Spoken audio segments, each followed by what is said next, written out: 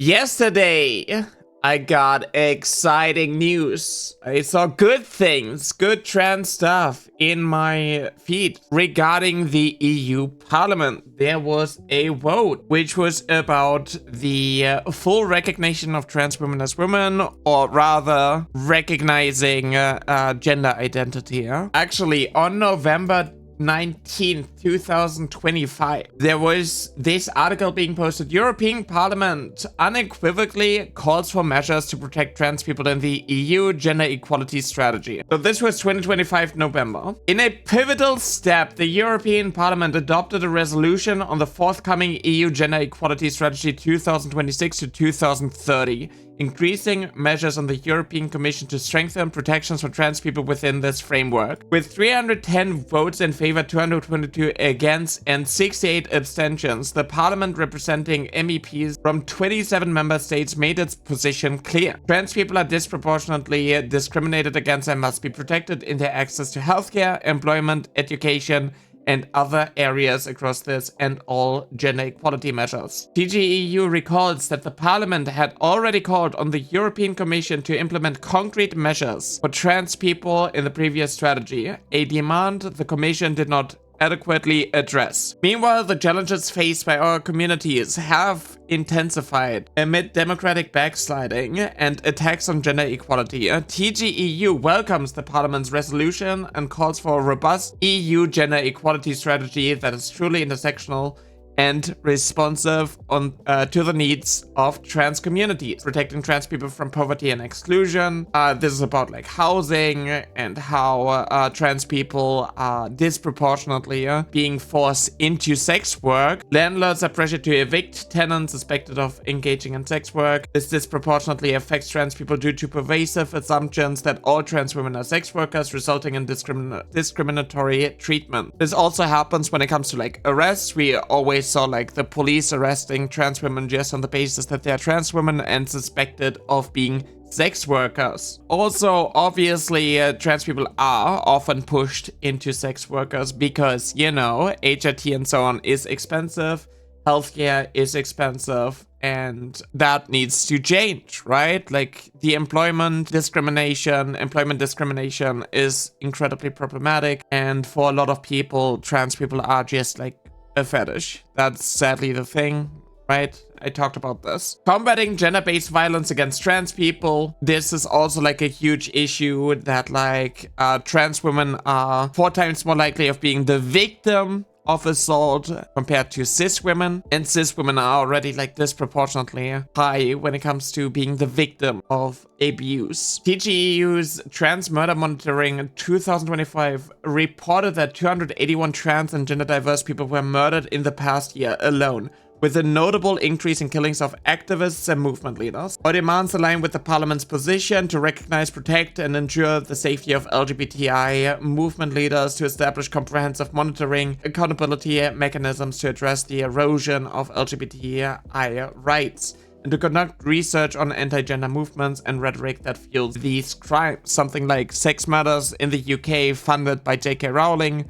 You know, a lot of Harry Potter money is going into hate organizations, and obviously UK affects US affects UK, US and UK affect EU. That is just how geopolitical movements work and how these crime organizations are infecting a lot of the different countries with transphobia in order to distract from the class war that people should focus on. Comprehensive and inclusive healthcare for trans people. In a decisive step, the Parliament recognized that LGBTI people face high rates of discrimination when accessing healthcare, highlighting in particular the experiences of trans people who report especially high levels of transphobic behavior from healthcare personnel. The Parliament demands universal gender-responsive healthcare for all women and girls, training for healthcare personnel, and a better quality disaggregated data to capture groups that might otherwise be overlooked. Additionally, the Parliament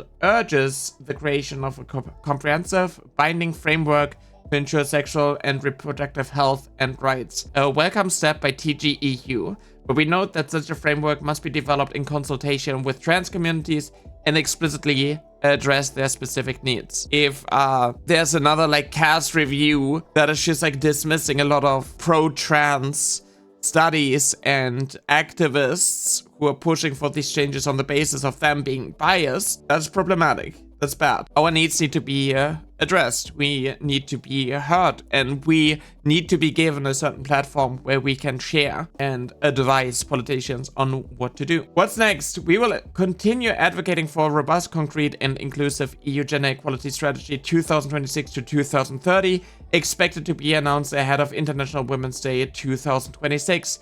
The Parliament has made its position clear, as it did with the previous strategy, raising alarm about eroding equality and democratic backsliding. Now the European Commission must act in accordance with its obligation to ensure the highest level of protection across this and all gender equality measures without discrimination based on gender, gender identity, gender expression, or sex characteristics. Trans rights also means women's rights. The rights and transphobia obviously hurts a lot of mask women, right? Women who do not perform femininity well enough. So when TERFs want to inspect the genitalia of random women because they think that they are actually men, they're actually trans because of like their hairline or because their Adam's apple is more noticeable. Like this affects not just trans women but also cis women. And yesterday I saw the clip. Now EU Parliament votes to accept report that calls for the full recognition of trans women as part of the EU priorities of the UN CSW on women's rights and gender equality. Resolution as a whole. Roll call vote. The vote is open. And the vote is closed. And that's adopted.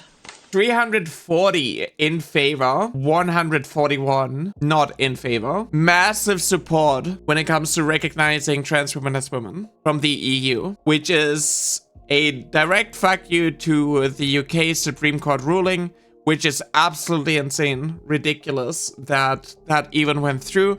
But that just happens when you have a legal case funded by billionaires and you do not listen to the opposition, which, you know, in this case are trans people, trans rights activists, and so on. Obviously, a bunch of people are freaking out about this because like, oh my god, you're recognizing men as women, oh my god. But it's, you know, this is transphobes being transphobes, and at least we are going to get like a little bit more support when it comes to the EU.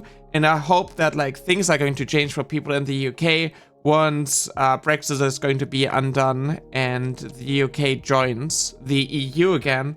But we'll see about that. Maybe this is going to be like a deal breaker because they really want to be absolutely transphobic. Obviously, if the Green Party is going to win, the chances of them rejoining the EU and lives improving for trans people is actually pretty high. I also saw this when it comes to like the UK. Trans women can use women's toilets except at work, High Court rules. So this is UK news, right? The High Court has said transgender women are lawfully permitted to use women's facilities safe for at work in a decision on the Equality and Human Rights Commission EHRC's interim code of practice. So this is also not to be mistaken for the Human Rights Commission for HRC. Like, this is actually like a transphobic organization that wanted to implement a lot of bathroom bans and so on. So the fact that like they're actually listening to like these hate organizations coming up with codes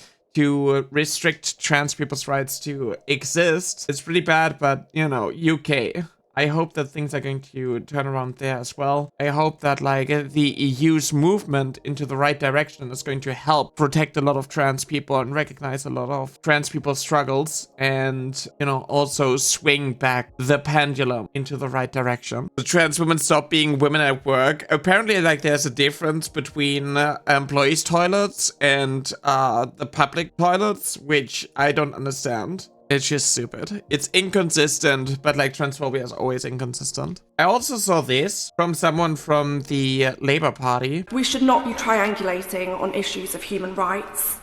We should not allow trans people to be thrown under the bus in an attempt to appease a tiny, well-funded, radicalised minority who are not representative of women and who are not representative of the rest of the LGBTQ+ community. All of us in here have a duty to all our LGBTQ+ constituents, including trans people. Trans people are the topic of frequent debate in this House, without the ability to input into it. We have to amplify their voices, their experiences, their concerns, and they are demanding that we oppose their exclusion.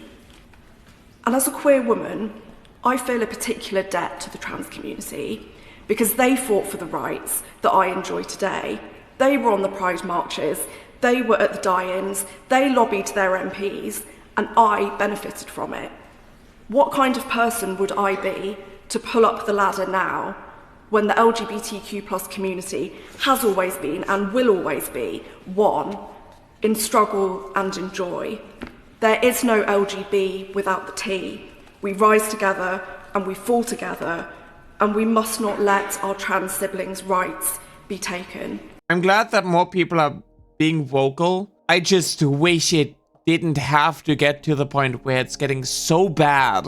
It's like finally people are speaking up. Finally, people are speaking up about how, you know, in the UK, there's a ban on interviewing and like platforming trans people because, oh my God, it's confusing everyone. There's this constant need to misgender us, this constant insistent on being like, oh, actually, that's a biological male. You're talking about a biological male. It's so annoying. And I'm glad that people are finally realizing how annoying these people actually are, how obnoxious they are, and how it hurts not just trans women, but cis women too. It's just going to take a while to undo all of the damage that has come from decades of anti-trans propaganda. Billionaires funding this hatred, billionaires platforming this hatred, monetizing this hatred, laws being put in place that ruin everyone's lives, but everybody is cheering it on because like, well, fuck the trans people. And it's going to take a while until things are going to be better, but we are moving into the right direction. The BBC misgendered a murdered trans man a few days ago using she as many times as possible and calling him transsexual. It's crazy. Like, this is just like needlessly cruel, and this is pushing this transphobia more and more. It is invalidating us, and it is harming everyone in the process.